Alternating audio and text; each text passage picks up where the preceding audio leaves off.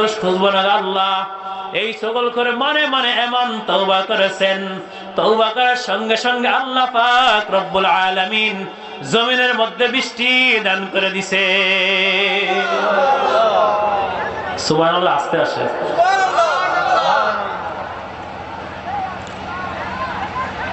তাহলে ভাই দুনিয়ার মধ্যে সকলখড়ি করা যাবে? বলেন। এবার আসেন সকলখড়ের শাস্তি কি? আল্লাহর হাবিব ফরমান قال رسول الله صلى الله عليه وسلم الغيبة وشد الزنا أو كما قال النبي عليه الصلاة والسلام। আল্লাহর হাবিব বলেন সকল অর্থাৎ গীবত জিনার চেয়ে নিকৃষ্ট। গীবত কার চেয়ে নিকৃষ্ট? আপনি জিনা করছেন, আল্লাহর দরবারে তওবা করেছেন, আল্লাহ পাক রব্বুল আলামিন আপনার তওবা কবুল করবে। কি করবে? জোরে বলেন, তওবা কি করবে? আর আপনি মানুষের গীবত বলে দুর্নাম করে মানুষকে হেয় করার জন্য, ছোট করার জন্য আপনি মানুষের নামে বদনাম বলতেছেন। এই বদনাম ততক্ষণ পর্যন্ত আল্লাহ মাফ করবে না যতক্ষণ পর্যন্ত ওই বান্দা আপনাকে ক্ষমা না করবে। হক দুইটা। কয়টা ভাই? একটা হচ্ছে আল্লাহর হক। কার হক? আর একটা হচ্ছে বান্দার হক। কার হক? আর কার হক? আল্লাহর হক হচ্ছে নামাজ, রোজা, হজ, যাকাত।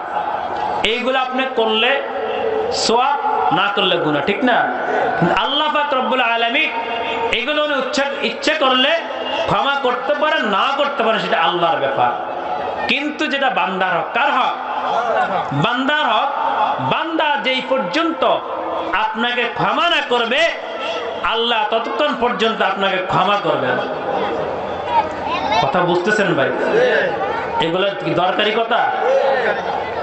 ইতিহাসটা জীবনে অনেক শুনেছেন, নবীদের কাহিনী, সাহাবীদের কাহিনী অনেক শুনেছেন, কিন্তু যেগুলা মেন প্রয়োজনীয় কথা এগুলো আমরা শুনেছি কখনো?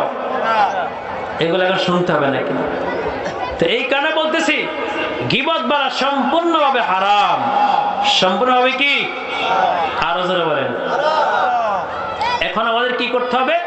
অতীতে আমরা যারা এরকম গীবত বলেছি, দুর্নাম করেছি, জিনা করেছি, ব্যভিচারী করেছি, আল্লাহকে ভয় করে আল্লাহ দরবারে তওবা করতে হবে। কি করতে হবে ভাই? কেমন তওবা? কেমন তওবা? কিতাবের মধ্যে না হয় আল্লাহর পয়গম্বরের সাহাবী হযরত ওমর ফারুক রাদিয়াল্লাহু তাআলা আনহু, ওনার কাছে এক যুবক গিয়েছিল। যুবক যাওয়ার পরে যুবকের পুরো ইতিহাস আল্লাহর পয়গম্বরের সাহাবী নিকট বর্ণনা করলো। কি ইতিহাস? যুবক বলতেছে, হে ওমর, আমি এমন এক গুনাহ করেছি যে গুনাহ বলা যাবে না। বলে সেটা কি গুনাহ? বলে মদিনার মধ্যে কয়েকদিন আগে একজন মহিলা ইন্তেকাল করে।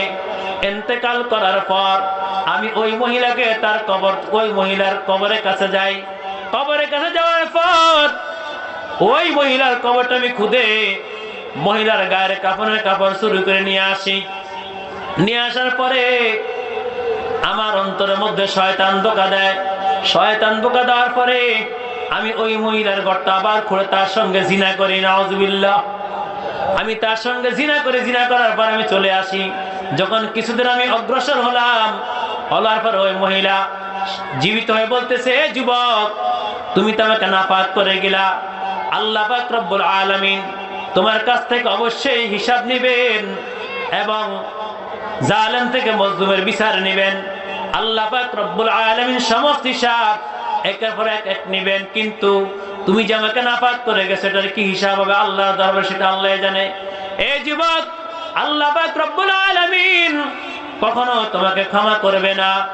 আল্লাহর পয়গম্বরের সাহাবী হযরত ওমর ফারুক রাদিয়াল্লাহু তাআলা আনহু এই কথা শুনে তিনি যুবককে তাড়িয়ে দিলেন এবং পয়গম্বর তিনি কান্নাকাটি শুরু করে দিলেন। কাঁদতে কাঁদতে আল্লাহ রাসূলের দরবারে যেয়ে উঠলেন।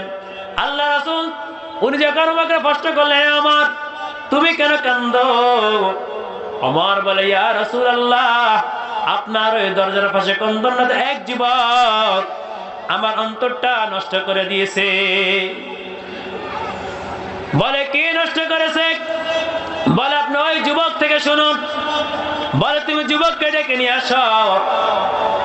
আল্লাহর পয়গম্বরের কথা শুনে হযরত ওমর ফারুক রাদিয়াল্লাহু তাআলা আনহু যুবককে ডেকে নিয়ে আসলেন।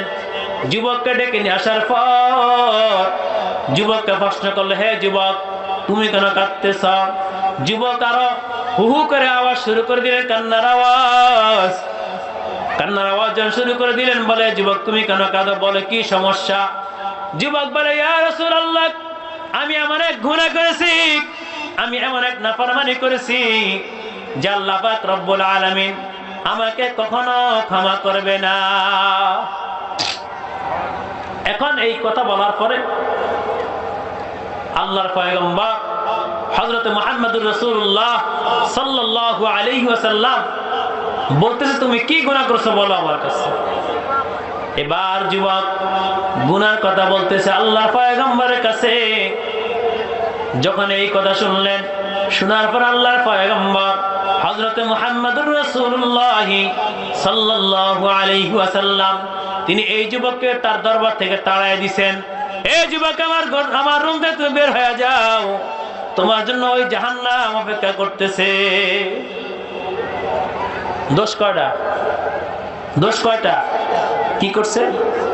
একজন মৃত মহিলার সঙ্গে তিনি জিনা করেছেন।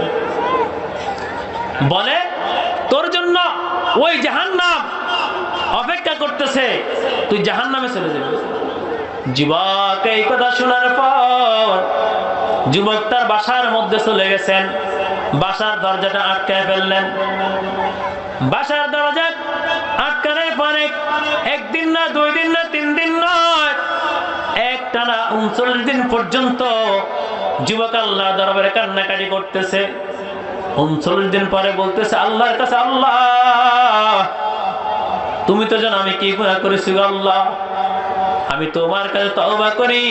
ওগো আল্লাহ, তুমি যদি আমার তওবা কবুল করো তাহলে তুমি তোমার হাবিবের নিকটে জানিয়ে দাও, আর যদি তুমি আমার তওবা কবুল নাই করে থাকো তাহলে তুমি ওই আসমান থেকে 1 ঘন্টা আগুনে আমাকে জ্বালায় দাও। এটা কে বলতেছে ভাই? যুবক বলতেছে। কে বলতেছে? যুবক বলতেছে যে আল্লাহ, আমি যে গুনাহ করেছি, তুমি যদি আমার এই গুনাহকে ক্ষমা নাই করো, আমার এই তওবাকে কবুল নাই করো, তাহলে তুমি আসমান থেকে 1 খণ্ড আগুন এনে আমাকে জ্বালায় দাও। কারণ দুনিয়ার আগুন, দুনিয়ার শাস্তি একেবারে সহজ, কিন্তু জাহান্নামের শাস্তি একেবারে কঠিন। আর যদি আমার তওবা তুমি কবুল করে থাকো তাহলে তুমি তোমার বন্ধুর নিকটে পাঠিয়ে দাও সংবাদটা। এবার আল্লাহ পাক রব্বুল আলামিন সঙ্গে সঙ্গে হযরত জিবরাইল আলাইহিস সালাতু ওয়াস সালামকে পাঠিয়ে দিলেন।